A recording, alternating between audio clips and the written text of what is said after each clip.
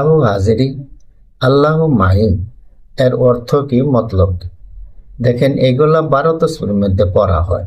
12 তসবির কথাটা আমরা বলছি যে এটা পীরের অনুশীলন হিসাবে করা জায়েজ আছে, তখন এই শব্দগুলো ওই হিসাবে জায়েজ হবে, কোনো বেদাত হবে না।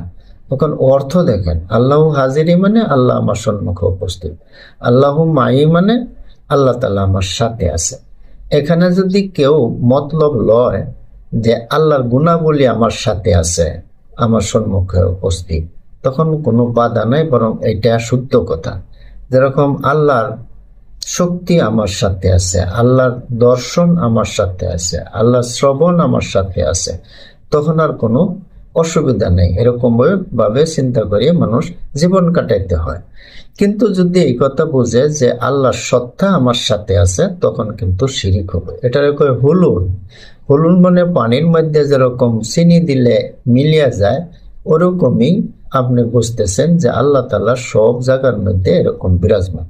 যদি এইটাই বুঝেন, তখন আপনি বন্ডরা এরকম বুঝিয়া তারা পীরের সেজদা করে, গাছের সেজদা করে, বিভিন্ন বস্তুরে তারা সেজদা করে।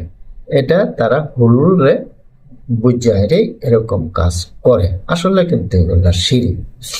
যাও, যদি আপনি এরকমই বুঝেন, তখন আপনার একটা চিন্তা আপনার কাছে আমি দিতেছি যে লেট্রিনের মধ্যে আল্লাহ তাআলার জাতরে আপনারে হাজির মানতে হবে, উপস্থিত মানতে হবে।